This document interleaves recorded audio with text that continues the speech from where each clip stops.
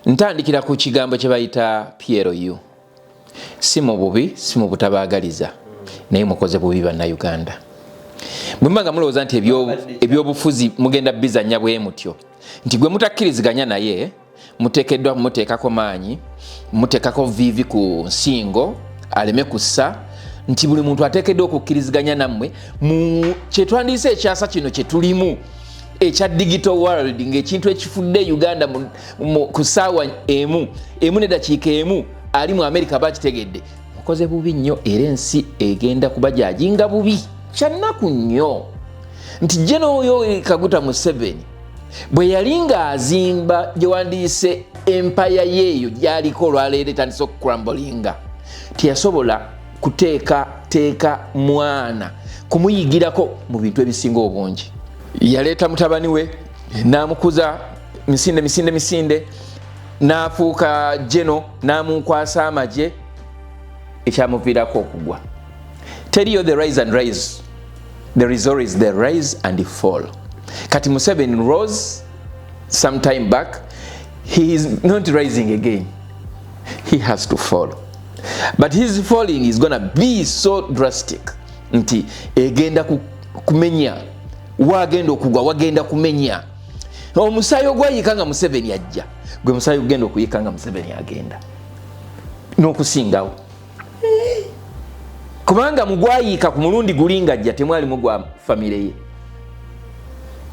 Kati gwano wetulaga mugenda kubeera muno gwa famire ye, ate nga bo bennyini be babireese. Teri agenda kuddamu kuwagira muntu ava mu West mbw agenda kuba nga bonoga nti leader of opposition, nti agenda okubanga yakati yewamaanyi nga bwe baagala okukola. Ate ekyomukisa omulungi eyaleese ekigundi ekiteeso kya okwagala okugyawo Ssenyonyi, naye abasajja oba tebategeera oba balya mmere ki? The same kiteeso lumu kye yali atagala nakyo emyaka 2 and both mu bukugu bw'olina mu mateeka, if you allow the same stupidity nga nawe okimanyi ti ne mu parliament gy'obaddemu the same stupidity failed to bear fruits, tujja kutunulira butunuulizi. Naye ate nsereko mu bannanfuusi, ate gwe sikulabanga. Nze mu bannanfuusi nsereko mu butuufu teweetaaga kuba musiraamu. Bw'oba oli musiraamu oteekwa okuba nga walya ku nkaafu. Kati ye nsereko teyeetaaga na kwogera kwa Anita Among, teyeetaaga namwogerako, teyeetaaga kwefuula mbu simanya amunoonyeza okumusaasira amuleke. Baali mu parliament Anita Amongo yennyini jjukira. Era Anita Amongo kana kaseera munayo n'otusonyiwa. Nze nkakwagaliza, oli maama oli Naalongo, naye nkakwagaliza kana kaseera k'oyita mu kaseera kano nkakwagaliza. Ate kirungi nnyo nti gwe wennyini wagamba nti Uganda tulina amalwaliro amalungi agamala. So visa gye weetaaga yali yeemu yokka, ye Bukedya. Era nze nandisabye bwe babanga baagala okukusibira ewaka bakujje e Kampala, kubanga e Kampala amasanyalaze tegavaako, bakutwala e Bukedya eri ewali maama, obeere wali ne maama wo, maama osanga anaanoga ku ddagala n'akujjanjaba. Bukedya is better than America. Bukedya is better than Europe. Sikulimba. Mama Anita Amongo teetaaga visa emutwala America, teetaaga visa emutwala Australia mujjanjaba, yeetaaga genda Bukedya. Ayinayo nno n'eddwaliro, asobola okugenda eyo ne bamujjanjabira mu ddwaliro lye. Simuduulira, simukudaalira, naye kino kikuzaayo okwefumiitiriza nga mumaze okuyisa amateeka aganyigiriza bannayuganda. Weebuuze nti singa amateeka ago nange gatuuka okunkwata, aga amateeka ganankwata gatya? Anita Amongo olunaku olwaleero kukakasa n'akalwaka obwa LC1 mu kifo gy'azaalibwa tasobola kawangula. Ate baamutemye nnyo ebiwawaatiro ne bamufuulira ddala a total nuisance. Nti simanyi. You are watching The Answer Channel, a solution to every situation. Subscribe right now. Oli Munnayuganda wangalira mu diaspora, America, Canada, Australia, UK oba Germany. Ng'okola emirimu 2-3 wabula nga tofuna kadde kawummula oba kwebaka. Naye nga tokyasobeddwa lwaki ssente z'olina ku akaunti yo tezeeyongerako? Toli wekka. Bangi ku ffe twaveeka n'ebirooto eby'amaanyi. Wabula oluvannyuma ne twesanga nga tukolerera kusasula bills zokka. Tusuba okubeerako ne famire zaffe. Era nga tuwulira tetulina kye tuyinza kukola kukyusa mbeera eno. Wabula singa nkugamba nti waliwo enkola esinga eya franchise digital business ebaddewo okumala emyaka 5 mu gumu. Mu nsi yonna esobola okuyamba okukolera ewantu wonna kasita obeera ne laptop oba essimu ssaako ne wifi nga okola n'omulimu gwo ate ekirungi nga teweetaaga bukugu bwonna wa tekinologiya ng'ezimbiddwa okuyamba abajja ku kyeyo nga ffe okwekolera ensimbi esasula obudde bwo wamu n'ebyo by'osobwa. Tukutendeka ne tukuwabula ne ku buli mutendera ng'oyambibwako abantu ab'enjawulo abategeera gy'ova. Tetusuubiza mpewo wabula yeno sisitimu gy'osobola okutandika okuyiga leero. Bw'oba okoye okukola essaawa ennyingi nga teri kuwummula nga te tulina kyolaga kizivaamu, nyiga mu linki eyo wansi okumanya ebisingawo okuba ku simu ya Gerard Seguya oba gwe mumanyi nga Kakalamu The Answer ku +1647 821 8189 oba kyalina omutimbagano www.g-viepena.com. Mwami Matovu Junior. Ngoli ka apojiso kafiirako. Owai. Bino bye walota. Bino bye bibala bya World Cup. World Cup. Mukoze. Bane mutusonyiwe njagala okubetondera. World Cup batu assignment. Nino omuntu gwe nali mvuga juzi mu kusala ekirimu. Nali ndo omuntu aturuga mu motoka. Nempita ku BMO. Yeah. Ntwagiyitako n'agamba nituli balondemu. Konze lwaki febani ababeeranga bwe basambira omupiira gwa World Cup wetuyita kiri wali fetuyita wali nesooka nsirikira naye sikitegeeragamu omanyi okuva Uganda tukalwalwa essaawa 21. Okimanyi nti abantu basula beebase. Yes. Amini basula bali batambula naye nga beebase. World Cup ya wano ebeera essaawa eno waffe zibeera 9 ng'eri wabulumusi bali mu ssaawa mmeka. Yes. Kunaatera okutya. N'asirika n'atuula bw'ati ng'alaba bulabi mupiira ng'ali mu kulaba kulinda mupiira ne bw'oyita wano ku kisaawe. Yes sir. So nze twayitawo ku kisaawe era na bulijjo ntera oyitawo naye kati gwe wali munda ku kisaawe kati si kino kisaawe kati wano nali ne kati eno company umanyi company nyingi eziri contracted si evuga tesire ina World Cup nedda kati olaba team eno kati bano ba Royal Mount abendogoyi oba kitegeera bane twandibawadde ku bifaananyi naye ng'ejja kiri nti birimu logo za company zetukolera tebikkirizibwa bali abatambulira ku ndogoyi njagala kukulaga ndogoyi waliwo wano simanyi lwaki. So BMO is this. Guno gwali gwa Senegal. No, Cote d'Ivoire. Cote d'Ivoire. Bayalizanyani nakakola ku mipiira giri 3 ogwokuna kugenda kubeera okulwokuna. Ne luno ogenda zanya ngira beerawo. Yes, ne John abaddeyo. Kulwomukaaga kulwokumeka kulwokutaano ku mupiira gwa Senegal yabadde ezanya Iraq. Bagikubye 5 nedda sokoleke ogwa Senegal ne Iraq. Yes, abadde mugundi onomvubuka yani Sadio Mane. Yes, ogwo twagubaddeko gwatandise essaawa ezawano zadde 9. Uganda zadde ndooza ssaawa nga 4 za kiro. Kagamba waliwo ebintu bye twebaza Katonda nga tetwasobola kubifunira mu nsi gye twazaalibwa. Naye kati bwe tubanga gwe ani ayinza okubeera nti nno ku payroll y'abantu abakola ku World Cup waliko ne bw'obanga wali kirina nga bw'oga nti oli sweeper gwani mu famire yo ekiraba kiziba nti no sente ziba nnyingi nnyo zogenda okufunamu naye okubeera ne profile eyo mu byafaayo byo nga mu bantu abayinza okwogerwako ku bakola service mu World Cup ne mutaani wa mbega mwali ekyo kyebaliza Katonda. Yes, Canada ate si mupiira gumu si mipiira ebiri omupiira ogusembayo genda kubeera gwa Lwakuna gwe tugenda okukolako mu gye wandiise first round then ate tulabe empiira egiddako simanyi oba era tugenda kusigala ku kisaawe kyekimu sebe Vancouver bayinza okugabinda Vancouver balina ekisaawe kyamaanyi naye tugenda kulaba naye tusaba kisigale wano. I think ndowooza bakikolera wano olw'ensonga nti nno Ontario erina amawanga mangi nnyo agava mu nsi za Africa, Asia, ndowooza unlike any other state mu Canada.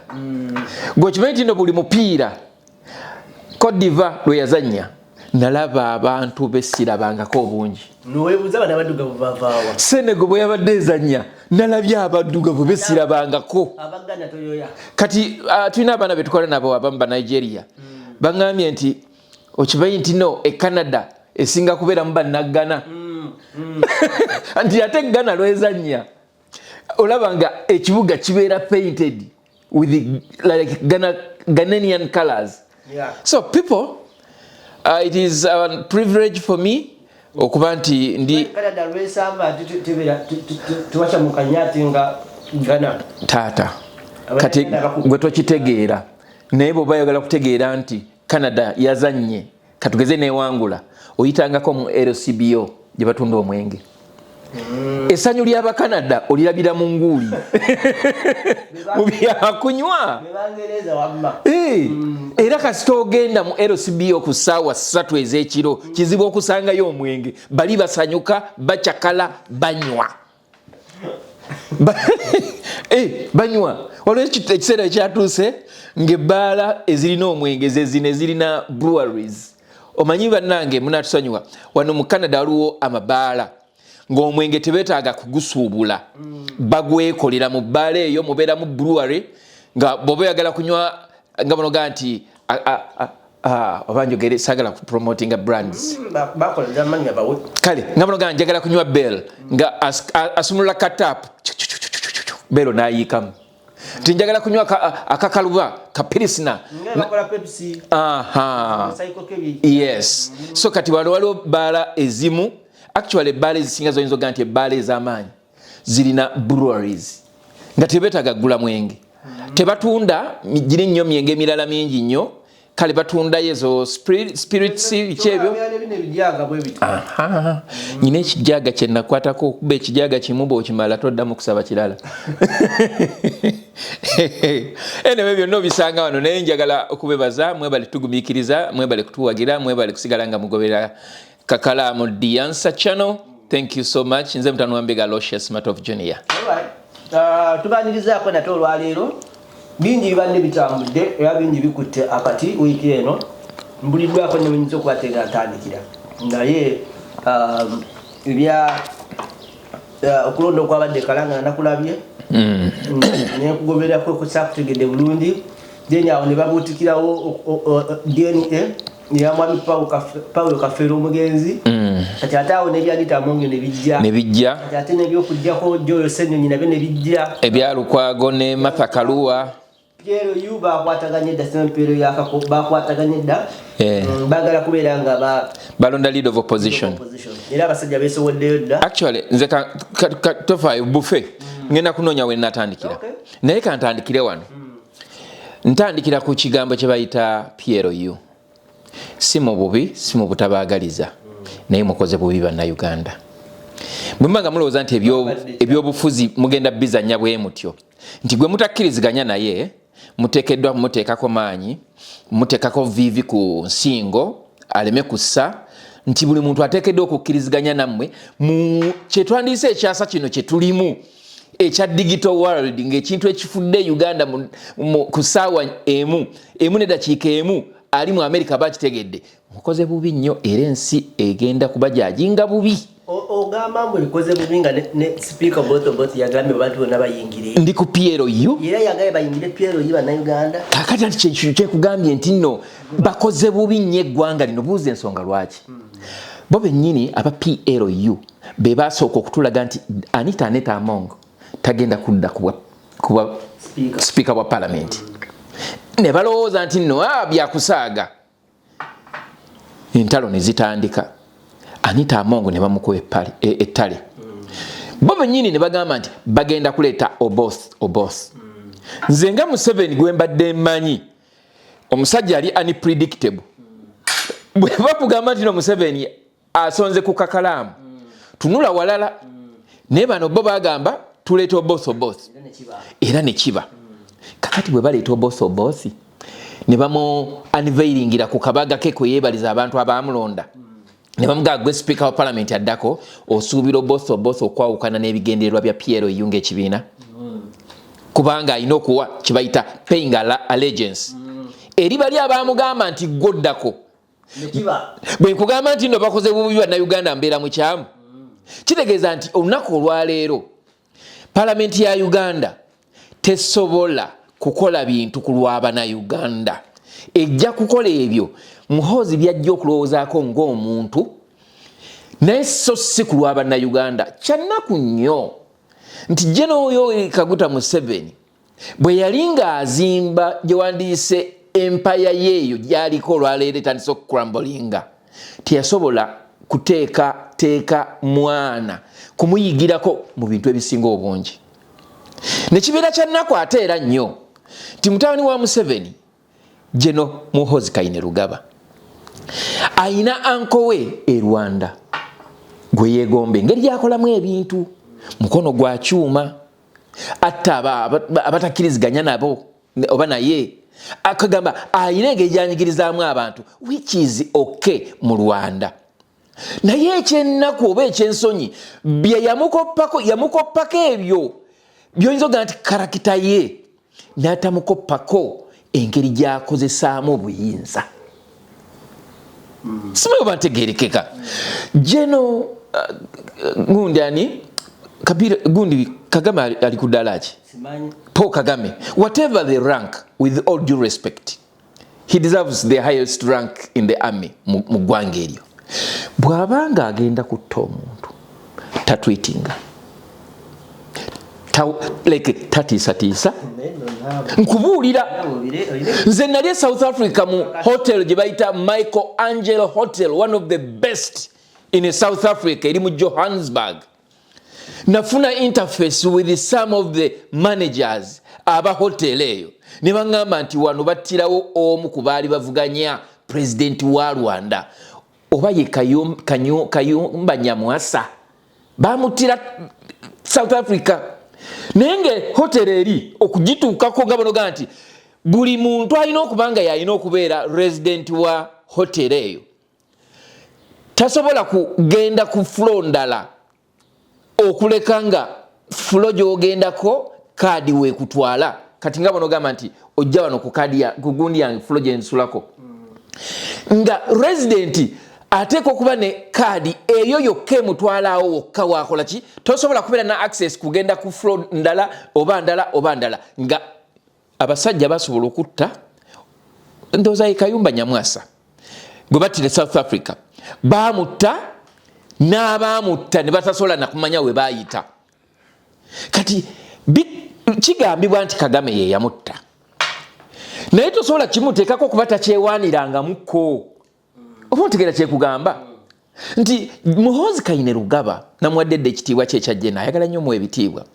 Muhoozi Kainerugaba nga weegomba okufaanana anko ow'e Rwanda bw'aba agenda okutulugunya munnamawulire oba activist tagenda ku Twitter n'agamba nti Edi Mutwe namusazeeko ekirevu namubye ebifaananyi nga gwe bw'okola nti ne bwe yeewakana n'agamba nti nze saabiriimu teri agenda mulumiriza wadde bajja gamba nti naye gwe president w'ensi eyo ebintu ebigenda mu maaso n'okutambula obubi mu nsi yo oteekeddwa okuba nga obimanyi kuba you are the first consumer of intelligence. Era gundi lali Madowa yali amubuuza ku bintu bye M23 n'agamba mingi bye simanyi naye naye gwe president I am the president maybe I don't know I don't know bamubuuza is RPF in Congo? I don't know. But you are the president. But yes, I'm the president, but I don't know. Kakati, that is the man government gwegomba. nti ye ne kyamanyi yefuula atakimanyi neffe tuba tuteekedde nti amanyi kuba tosobola kubanga oli muduumizi w'amagye n'otamanya majeego gye gasuze gye gali buli you have to know kuva kwasooka paka ku unity esembayo kakati gye Muhoozi Kainerugaba omusajja oyo amwegombako bino mbu bw'aba ayagala wakolebwa wali oluguudo teri gwe bagenda kubuuza tajja kwega teri agenda kulya nguzi ebyo byabikola nga Amini bwe yabikolanga mu Uganda ate teyalina palamenti naye ate oyo ye yes kakati ye Kagame alina parliament alina ne opposition naye nga opposition ye yagiteekawo tebalina opposition nga bono gamba nti nga bwe tulina opposition eri extreme eye Uganda mu bufunze Muhoozi ali mu kuleeta enfuga y'e Rwanda giteeke e Uganda ye kyali mu kupreaching ali mu kukoppa kyebandiise original afunamu duplicate akola ekicupuli kya Kagame naye nga bw'okimanyi nti ekicupuli kisigala kicupuli tekirina gye kikutwala original esigala original kati oli ebintu byakola original abikola with the conscience with the character with the caution nti yeekengera amanyi nti kino ngenda kikola naye how will the international community interpret it nga tannakikola naye kati ono agenda n'agamba nti ambasada wa Turkey bw'atajje n'afukamirira agenda kusanga obuzibu ne contract tugenda zisazaamu is a CDF oba okitegeera okitegeera kyekugamba bagala lumbuye kakati omuntu akolera mu emotions nti omwana we ku ssomero bw'anaafuna omwana n'amusaba ekintu n'atakimuwa njagala balaga ekintu kino we kiri singa omwana wa Muhoozi agenda ku ssomero ne wabaayo omwana ng'alina katugeze toyi nga omwana wa Muhoozi toyi yajagala kyenjogerako kyekyokuzanyisa njagala bbawo ekintu ekyokulabirako ekyangu ennyo mutegeerewa gye tulaga eggwanga lyaffe we riri baana bangi nnyo ab'abantu nga bonoga nti abali ku ddaala lya Muhoozi nga balina ebintu bye beegomba okuva ku baana bano abatalina byonna nti kati singa omwana wa General Muhoozi yeegomba toyi ya bengamba toyi bayinza okifuna obulala ekyokuzanyisa ky'omwana omulala atali mu first family n'akaaba ne bamubuuza lwaki wakaabye nti omwana yannyimye ekyokuzanyisa gw'okimanyi nti Muhoozi ku level ye ey'okutegeera kwe n'abamuwagira asobola okugenda n'anoonya famire y'omwana oyo ne bamuggyako ekyokuzanyisa ekyo ne bazadde b'omwana oyo ne bababuzaawo n'omwana n'ataddayo ku ssomero ne babaga nti oba omwana mumukyuse gw'okimanyi nti ku ndowooza ya Muhoozi ekyo kisoboka why because omwana ono alina ekyokuzanyisa omwana wange kyeyeegombye kyalina okukola alina okukimuwa lwaki kubanga mwana wa Jeno oba ontegeera kyekulaga kakati Muhoozi bye yeegomba ku Kagame bw'aba ali ku 100% Muhoozi ali ku 0.00% ku buli kimu kuba byonna byakola bya mpaka bya nsobi leero n'oteekayo Twitter ng'otiisatiisa America ambassador enkya n'oteekayo noga nti I got wrong information. If you got wrong information nga gwe CDF, then you don't deserve to be in that position, because before you go on Twitter you have to verify all the information that you get. Kati emotions batusomesa bwe tubanga tuli mu kyetwandiise emirimu gino bakusomesa ne baga nti don't take like a decision when you are emotional, kubanga kigenda ku affectinga ebidirira. Nze nalibadde ngamba Muhoozi, don't treat when you're emotional, don't treat when you're very happy, don't treat when you are hungry. Obusungu obwo yogera ekigambo ng'onyiize naye bwe kigenda kati ate baamuyiga buli kyateekayo bw'ati nga ba screenshotinga nga batereka kuba baba bamanyi kijja bayamba era bibayambye nnyo n'okuzisiimula Twitter zonna nazisiimula zonna ne ziggwako. Nali mugoberera naye kati mutuufu sikyamufollowinga naye nali mufollowinga nze nali mugoberera naye kati sikyamugoberera kuba nyiza okukemebwa. So kakati ebiseera ebisinga ebintu byonna byateekayo gwe kyolina okumanya buli wooteeka comment ku Twitter oba ku X olina okusuubira responses za mirundi ng'esatu nti waliwo abagenda okukuwagira waliwo abagenda okukuwakanya wajja kubaawo abagenda okukuwabula siyogedde ku like na dislike naye nkugaye waliwo abagenda okukuwagira waliwo abagenda okukuwakanya waliwo n'abagenda okukuwabula. Nina abantu abamu abagamba nti singa baba baagala bakuba akalulu ku leader of opposition nabo bateesa baagala CDF bamukubeko akalulu within this process nga tebamulonda bulonzi direct. Kati nze kankubuulire Uganda weetuuse olunaku lwaleero yadobonkana nti buli kimu tekiri nga bwe kirina kubeera. Sirabangayo CDF yali avuddeyo nabeera direct mu byabufuzi nga bwe ndaba kati olunaku olwaleero.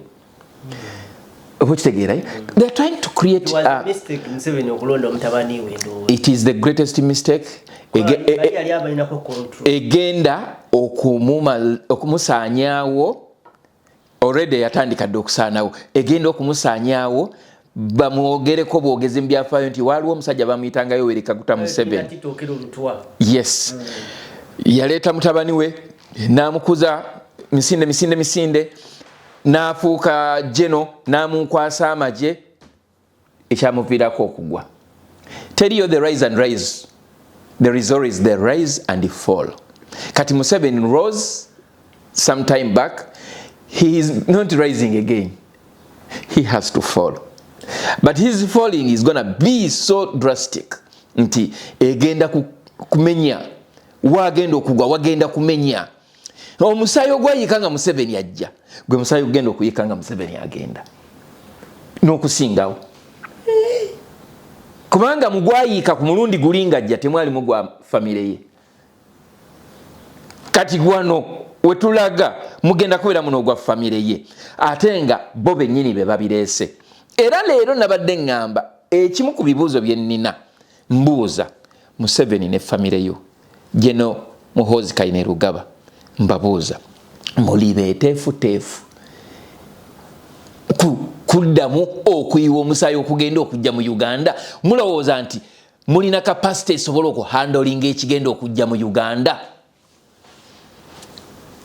kubanga olutalo oluteekateeka ne tobeera sure okolerera okuwangula naye teriiyo muntu yali abadde 100% nti ne Museveni bwe yali mu lutalo lweruweeru yatuuka ekiseera n'abagaa nti banne muddeeyo buli omu addeeyo gye yava olutalo lugaanye ye nno yali na Sweden Rwigema n'agamba ffe abamu abatalina gye twava tuddewa ow'e Rwanda ekitegeeza Rwigema yakumamu omuliro yagamba nedda tugende tusonge Rwigema nga yagamba yes yagamba Museveni ffe kati abamu tetulina gye twava ate nga teyava Rwanda kati baali ba refugees nga bolaba Museveni naye yali refugee wulira sebo kakati ayinza okuba yayogera bubi naye ekyo kyali kimulaga nti nno ye yali mumalirivu okufiira waakiri mu lutalo dhani okugamba nti awanike kati nze njagala kubuuza Museveni oli sure kubanga ajjukira mulundi guli ekyamuletera okuwangula olutalo yalina support y'abantu abaali basinga okubeera n'obukyayi eri gavumenti eyali evaako ey'Obote. Kati amaanyi ago takyagayina amaanyi ge balina agasinga obungi gali mu mmundu ne mu ggwanga erimu lye bawadde ebisinga obungi ebya Uganda.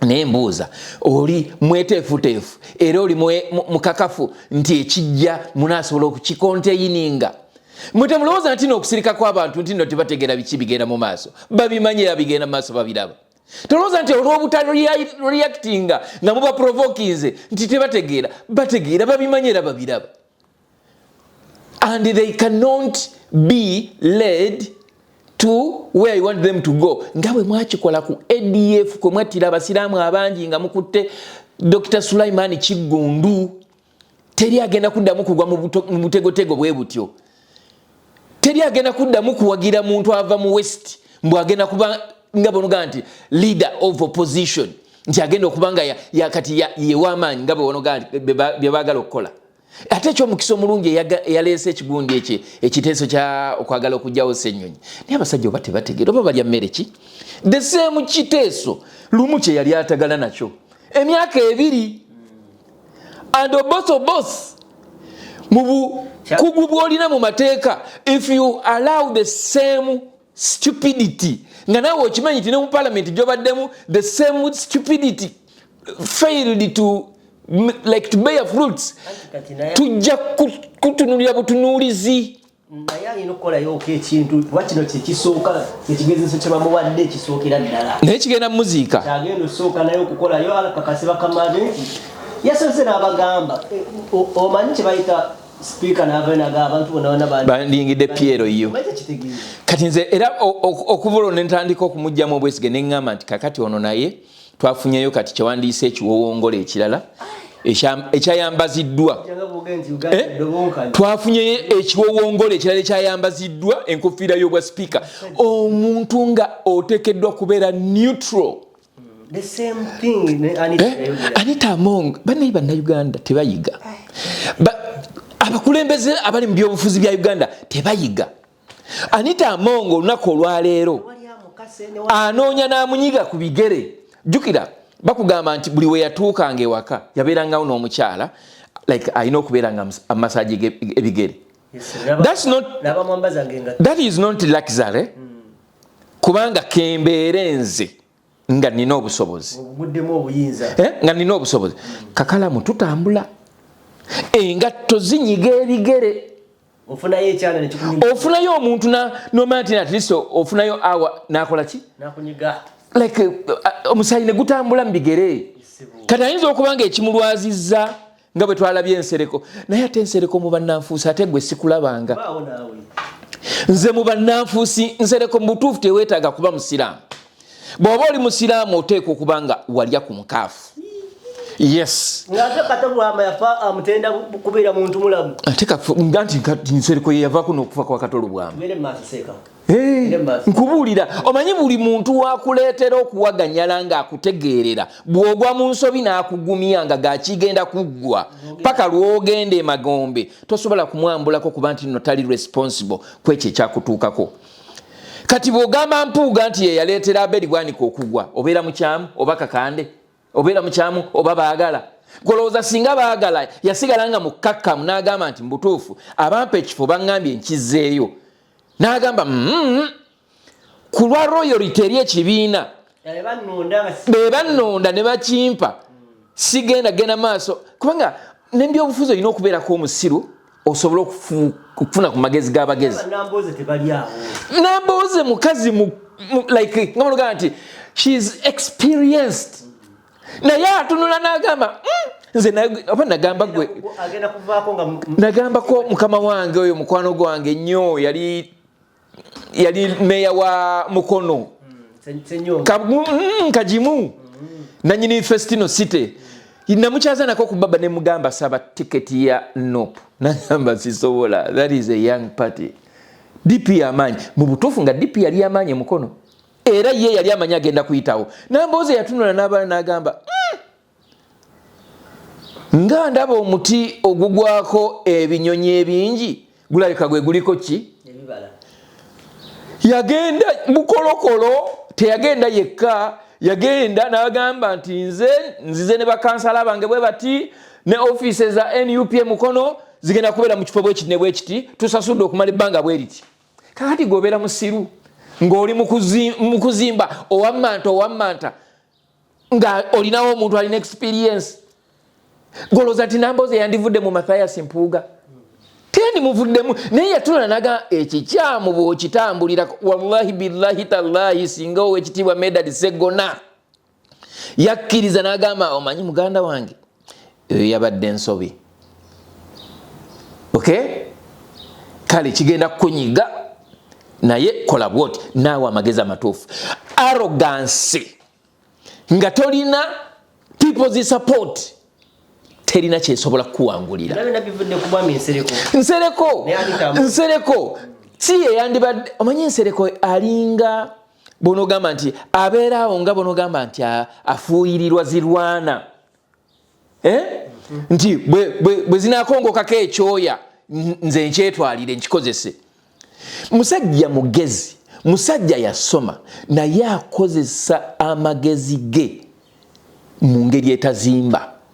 Kiki kyojjukira Nsereko nga akyali member wa parliament emyaka gyamaze 15 mu Kampala nga Kiteeso yakireeta naga nti no kati kino Kiteeso kya banna Kampala oba basuubuzi ng'okijjukira noga nti oba Nsereko yaleeta etteeka mu parliament ne likyusa kino ne kifuuka bwe kiti. Namulaba mupiira gwaseno. Kitegeera kakati ebintu ebi computer misuse yagireeta. Yaleta ebinyigiriza abantu bonna across board ng'ekimubonyaabonya busungu ku mutima nti Kyagulanyi bwe yayingira parliament bwati amaanyi Nsereko ge yali alina nga bono gamba ab'oludda oluvuganya gavumenti naye ng'ate si ewa leader of opposition yalina abamukkiririzaamu jjukira yeesimbawo ku bwa deputy speaker n'abeera n'ababaka abasoba ndooza mu 1,000. Kati omuntu ng'olina ababaka abasoba mu 1,000 Museveni akutunuliza eriisa amanya nti olina command. Nsereko akimanyi nti ekisanja kyabaddemu kino kyawunzise kya 2026 akimanyi bulungi nti yabba akalulu obubbi babwogerako batya mu Qur'an. Nsereko Muhammad bw'obanga ddala oli musiraamu tolya nkaafu obubbi babwogerako butya bw'okumpanya kiki ky'oba ogenda okufuna bw'okumpanya kuba naawe okimanyi nti ekyo ekifo kya Nyanzi wakikumpanya kiki ky'oba ogenda okufuna. Kakati ebyo byonna byalimu ne bw'abanga akikoze mu kaseera kano ng'alowooza nti no akolera Anita Among kyewandise sympathy card byonna byakola ate tebiyamba na Anita Among biyamba bana aba PLU era teweewuunya ekiseera nga kituuse nga Nsereko akoze nga Nsereko munne oli gwe baleeta nga balowooza nti yagenda okusikira Seggirinya ng'agenze mu PLU ali mu PLU ali eyo avuma Nuupu avuma Kyagulanyi ku gundi ku X oyo musajja yasoma sewo yali yeefuula bwefuuzizza olwo ayinza n'okuba nga wagundi gw'okimanyi nti no bwe baali bakuba bana aba Electoral Management Committee EMC bwe bakwata nga bava okuziika munnaabwe bababuzanga lwaki kaadi mwagiwadde Nalukolola lwaki temwagiwadde Nsereko kuba yalinga Seggirinya lwaki mwagiwadde Nalukoola kibiina kyabafuutu soja ate lwaki muleeta abaasoma nga babakuba babatulugunya bye babagamba oyo ye yajja nga bamusindiseeyo yali yeewunzamu bwewunza kakati Nsereko Muhammad n'oli ate noye Muhammad Nsereko naye abantu nga tebandireese bulina owe ku kyalo okwo nabamumanyi muganda wange baleeta ebifaananyi ebyaggaayo oyo nga yali yeesimbyewo nga owa NRM era bye bimu n'ebyaluzi. Kakati waliwo abantu ffe tubeera ku X eyo waliyo abasajja balinga 4 nga bo omulimu gwabwe oyinza ogamba nti kuvuma Kyagulanyi kati bagattako Nuupu bagattako Lopu Joel Ssenyonyi ne Rubongoya bavuma nnyo the top the top cream kyebakola waliyo no Bulola namulaba nga agamba naye Anita Among wakiri bandimukkiriza okugenda okulaba ki omusawo naye ng'ate ye yennyini agamba nti yali Anita Among eyalagira akwatibwe ayisibwe nga bwe yayisibwa ne bakomyawo akafaananyi ke ng'ali ku polisi ye Rubaga ng'ali mu sleeveless ne ngamba abasajja bano like obusiru buli mu buzaale azini mu DNA kubanga mulimu ebintu abantu bye bakola. Kati oyo Bolola waliwo n'omulamba bamita Hudu Hussein yaliko RCC deputy RCC we naye kasa yagenda mu kalulu n'amanya nti no bwebiti bwe bibeera wandibadde owa respect abantu abalina obuwanguzi bwabwe nga n'okubba tebabbye oba okitegeera. Kakati Muhammad Nsereko nga bwe nakugamba nti nze lundi gyokka gye nali ndabyeko Muhammad Nsereko omulundi ogwasooka nga wolereza Kwizera yali akutte omwana gwe baali bagamba nti Sima yali yeeberese ku muwala we ogwo gwe mulundi ogwasooka omulaba. Omulundi ogwaddako omulaba yali awolereza ani yamuwolerezaako yes kati simulabyeko nnyo mu bintu byogamba nti no biri so pro people naye bw'obanga olaba omuntu nga ali ku level ng'eyansereko nga kati amaanyi ge agatadde ku social media awo omanya Kyagulanyi watuusiza abantu abo kyokka nga ate social media gyaliko ye yagireetako zewandise restrictions esinga obungi kati yensereko teyeetaaga na kwogera ku Anita Among teyeetaaga namwogerako teyeetaaga kwefuula mbu simanya amunoonyeza okumusaasira amuleke baali mu parliament Anita Among yennyini jjukira era Anita Among kana kaseera munayo n'otusonyiwa nze nkakwagaliza oli maama oli Naalongo naye nkakwagaliza kana kaseera k'oyita mu kaseera kano nkakwagaliza oddeko wansi otuule weefumiitirize olowoozeeko ku mukyala gwe bayita Olivia Lutaaya ng'ali mu kkomera talina musango gumuvunaanibwa ali mu kkomera ayina abaana lowooza ku musajja nga Eddie Mutwe ali mu kkomera talina musango gumuvunaanibwa abaana be bali waka lowooza nga ku musajja akirewo Kivumbi talina musango kwegamba lowooza ku musajja nga Machete amaze emyaka kumpi 7 mu kkomera talina musango weefumiitirize olowooze ku bamaama bannakazadde b'eggwanga abafa nga mwe mulina ze wandiyise kaadi ezisobola batwala mu ddwaliro lyonna lyoyagala ate kirungi nnyo nti gwe wennyini wagamba nti Uganda tulina amalwaliro amalungi agamala so visa gye weetaaga yali yeemu yokka ye Bukedya era nze nandisabye bwe babanga baagala okukusibira ewaka bakujje e Kampala kubanga e Kampala amasanyalaze tegavaako bakutwala e Bukedya eri ewali maama obeere wali ne maama wo maama osanga anaanoga ku ddagala n'akujjanjaba Bukedya is better than America Bukedya is better than Europe sikulimba mama Anita Among teetaaga visa emutwala America teetaaga visa emutwala Australia mujjanjaba yeetaaga genda Bukedya inayo nno n'eddwaliro asobola okugenda eyo ne bamujjanjabira mu ddwaliro lye simuduulira simukudaalira naye kino kikuzaayo okwefumiitiriza nga mumaze okuyisa amateeka aganyigiriza bannayuganda weebuuze nti singa amateeka ago nange gatuuka okunkwata aga amateeka ganankwata gatya obosi yeerabidde olunaku olwaleero nti ekifo kyalimu olwaleero kyatanawezaamu na mwaka mulamba eyakirimu amaziga agakaaba emisana n'ekiro nga yeebuuza singa namanya bwe nalina omukisa bwe nti nandimuse kati Anita Among ebyakayita mu bwongo bwe nga yalina opportunities ebyakuba Kadaga so kati ate Kadaga yekalekera olwaleero ndowooza Kadaga bw'aba tanywa mwenge yafunyeyo ku bbiya n'anywako kuba yata kati muwanguzi Anita Among yajja Misinde n'ajjawo Kadaga n'amusuula eri kati olwaleero naye bamusudde edda eri mu kasasiro kyokka Kadaga akyali mu mmotoka za gavumenti akyatambulira mu kyewandiyise ebiwejjowejjo akyayitibwa right honorable minister Anita Among olunaku olwaleero kukakasa n'akalulu obwa LC1 mu kifo gy'azaalibwa tasobola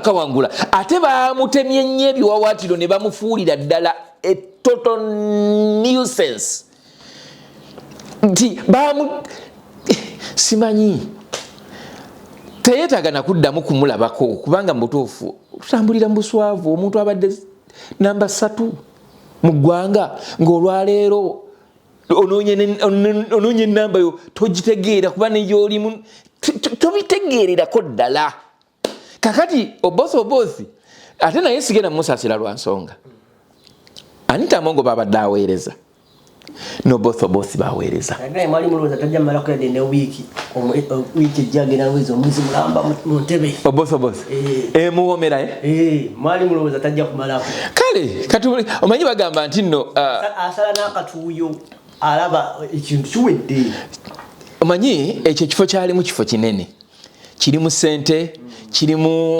obuyinza kirimu amanyi mangi nnyo naye nga oli eyakirimu Kadaga yavayo n'agamba if it wasn't me Yoweri Museveni could not have appear on the paper on the ballot paper ne bamugamba okay ne bamusenza ruti kakati ono Anita Amongo yalina we yali n'ayogera n'agamba your excellency we cannot allow people from nowhere to come and step on us olwaleero asobola okukyogera kati obosi ate gwe wandibadde student mulungi nnyo tukimanyi nti mukkiriziganyiza wamu ne Muhoozi ne kitaawe n'aboluganda bwe okutulugunya bannayuganda naye tukkiriza nti no you are not the last nyato boss ate yo boss ye already n'abantu tebanaba mupiikinga he's going to be one of the most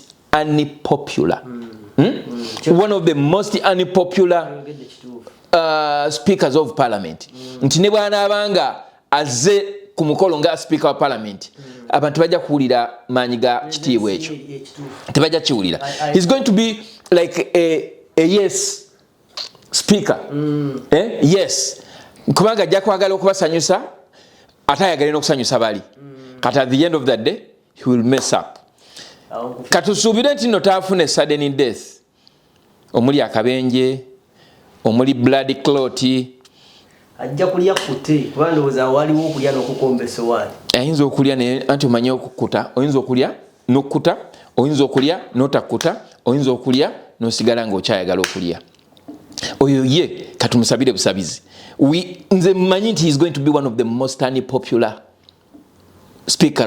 speakers of parliament Uganda beyali efunyeeko kubanga ate wetulaga waliwo akanyambere gakagenda okujja mu maaso awo ogenda kalaba ojja kawulira ojja kalaba ogenda kawulira so nga tumaliriza obubaka eri bwami Joel Ssenyonyi njalo bumompeere then ompisizeemu ne ku kiki walabye mu kalulu ke Kalangala nakyakwadde kyakuyiga ki abamu bagamba lwakavuddemu nti we don't need to go into any elections from now n'ebiseera ebijja mu maaso because it doesn't make any sense according ku babadde ku ground n'ababadde abagoberera n'ababakeetabyemu. What is your opinion about it? Kimu kyenjagala ogamba Joel Ssenyonyi kiri kimu. You are a super leader of opposition.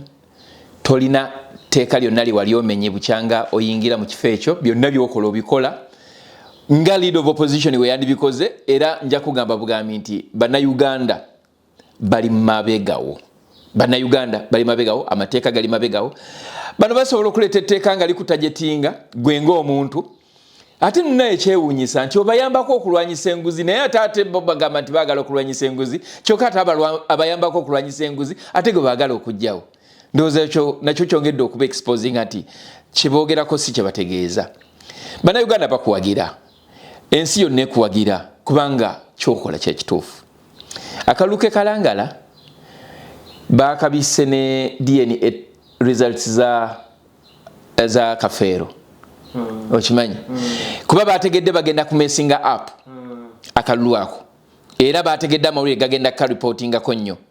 Ojja kukizuula olunaku olwaleero nga social media is washed with stories eza Paulo Kafeero. Bagezaako kulwanyisa ebyabadde Kalangala obutafuna kyetwandise airplay naye nga munnanga okuswalako tekugwayo ate generation gye tulimu eya NUP eya His Excellency Robert Kyagulanyi Ssentamu buli muntu kati investigator, buli muntu kati analyst, buli muntu kati observer. Akalulu kano kabadde kaze okusanitizinga Simon Byabakama justice atayina justice eri bannayuganda. Naye ekyomukisa omulungi nga bwe yakola ku kalulu bwa president n'agaana okuteekayo DR forms nti n'okutuusa olunaku olwaleero teziriiyo era ne ku kalulu kano bwe yakoze kitegeeza ki nti nga bano aba NRM n'aba PLU bwe baagala okutamya bannayuganda ebyokulonda bakozese eryanyi ery'emmundu okugyawo obukulembeze kubanga balaba nti ebintu ebyokudda mu kalulu kunoonya wano okunoonya wali biyinza okuba nga tebigenda kukikola. Nja bagamba nti kye munoonya mujja kukifuna aba PLU. era n'ekyo kye mwagala okumalamu abantu obuteetaba mu byakulonda muyinza okukifuna temporarily naye mbakakasa ekigo kye mugenda okugwa temugenda kusobola ate kuyimuka bwe munaaba mugudde. NRM PLU bwe munaaba mugudde okuyimuka kwammwe kugenda kubeera kuzibu nnyo. Saagala kwogera ku nsonga za Kafeero DNA lwa nsonga nti it came as a diversion mu ngeri emu oba endala because he was a big star. Ne bakireetera mu kaseera ka kalulu. Abantu bekalangala mumanyi omuntu gwe mwalonze era ne gwe mutaalonze mumumanyi. Era omubaka wammwe wa palamenti ye muganda wa Nakimuli. Temugwamu maanyi. Temugwamu maanyi. Omuntu eyabawa Nakimuli ngamba Mukama Katonda era agenda bawo mbaka wammwe omutuufu. Then ekisembayo njagala kusembyayo ekya Martha Karua. Martha Karua bamu deportinze from Uganda with impunity. Ne bamuteekako personal non grata. Ekyo nno bakiteeka ku ba diplomats. Be bamunga we bateekako ono wawano waffe. Ono yali wano. Kubanga oyali diplomat. Kati personal non grata, it is a category of a diplomat. Aba asindiikiriziddwa okuva mu nsi eyo naddizibwa mu nsi ye. Bw'obanga omuntu omudipotinze osobola okudipotinga omuntu notamuteekako personal oba personal non grata ateetaagibwa mu nsi eyo. Nga gundi bwe bakimukola Yvonne Chakachaka. Yvonne Chakachaka era ezo nsobi balamu ye yabikola ebyo ebya Yvonne Chakachaka. Naye ate nabo awo baafunirawo omukisa. Nja kunyumiza emboozi ya Yvonne Chakachaka, nja kufuna omukisa njikunyumiza emboozi eyo. Kakati Martha Karua nga omukazi oyo nno w'amaanyi Kenya si wakusaaga. MP yali MP ne kati akulire ayina ekibiina kyakulira ssebo. Bayina ebibiina byabwe. Kakati ng'omaze okukwata eyali Lord Mayor wa Kampala Alhaji Salongo Erias Lukwago n'omusiba ku misango egitaliyo naye lwakuba yakuyise obeeko byonnyonnyola mu kkooti. N'omukwata n'olaga nti olina amaanyi. Kati njagala okulaga nti no anko aba omukopye bubi. Anko oli aba mukopye bubi kubanga onakugambye nti weetaagibwa ojjemu oddemu ekibuuzo kino na kino na kino olw'ensonga eno neeno gwe noga nti mugende mu muwambe mumuleete ne bamwambula engoye ne bamukuba ebifaananyi. Balina ebifaananyi bya Lord Mayor ng'ali bwereere. Omanyi abasajja bano aba PLU ekimu ku bintu bye bakola oba kaŋŋambe nti ekiri mu DNA yaabwe abamu si bonna abamu bwe bakwata abasajja babeekakaatikako olw'empaka. Abasajja ku basajja. Yes. Ekyo kye kimu ku bye bakola. Nze sigaana muntu musiyazi nga kaanyiza ne musiyazi munne nga tebali mu kamera kola bintu byabwe. Naye nvumirira ekikolwa ky'okufuula obusiyazi ekibonerezo eri abatawagira Museveni nga bakwatiddwa abakuumaddembe. Ekyo nkivumirira as an activist. Kati aba PLU ekimu ku bibanyumira bwe bakwata abalenzi baffe babasiyaga. That is one of the ziwandiise traditions zaabwe. Simanyi oba ekyo akikopako anko oba kirala. Ekyokubiri kye bakola bamanyi okubambula engoye ne basigala nga bwe baazaalibwa ne babakuba ebifaananyi. Era nabyo kye baagala obikozesa tetukimanyi. Ekyokusatu bamanyi okubakozesa ebintu oluusi ebyensonyi oba okitegeera. Anyway sijja bigendamu nnyo kambireke. Naye nga ebimu ku bintu bye bakola baba baagala okutyoboola omuntu oyo atuusiddwa mu maaso gaabwe okumumalamu kyewandiise respect nga baagala okukozesa ekyo nga kaadi emutambuliza ku bo bye baagala. Kola bwoti bw'otaakikole tugenda kutta ekifaananyi. Nze njagala kusaba bannayuganda mwenna yonna gye muli mukkirize mwegatte ku bantu abanyigirizibwa musobole okwejjako omuntu atunyigiriza oba tusobole okweyambulako omuntu atunyigiriza. Omuntu atunyigiriza bw'anaavaawo mbakakasa amalwaliro mugenda kulabayo eddagala kubanga sente zijja kukozesebwa bulungi.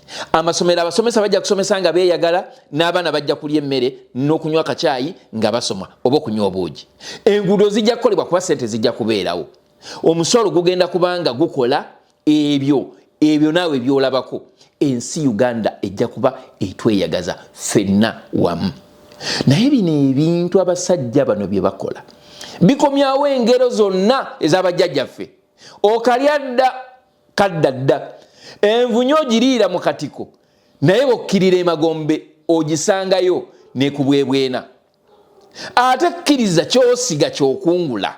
Gwasiga obukyayi tolowooza togenda kukungula masanyu.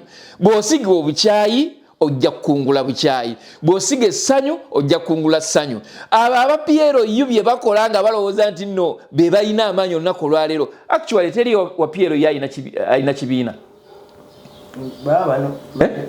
Babano kamala okulagako kino. PLU is not a party. Mu parliament. Eyaki? Basomereko. Jacob Oboth Maxon. Soka wagulu. Soka wano wati. Bino bisoka bigamba ki? Pienjagala. Office of the General Secretary.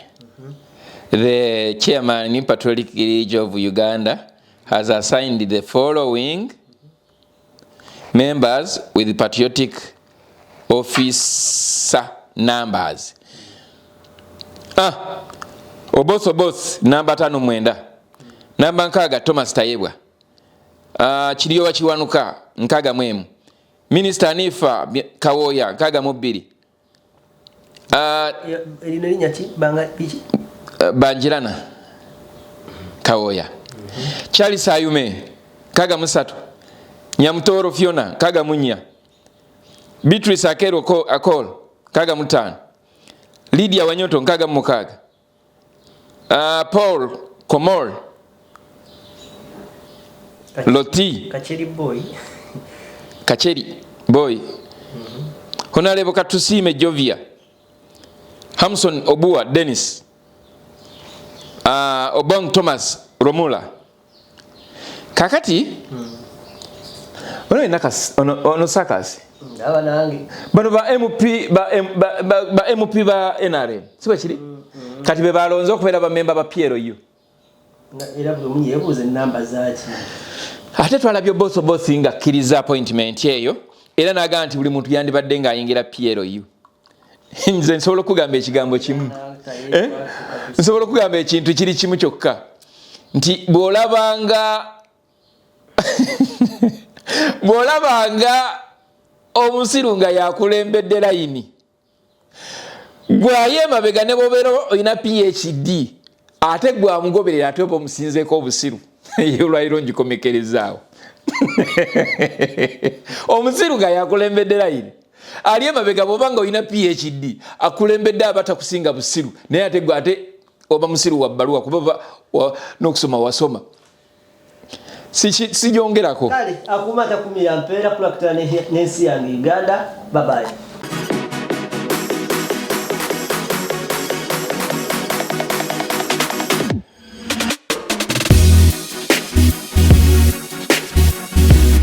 The Answer Channel, a solution to every situation.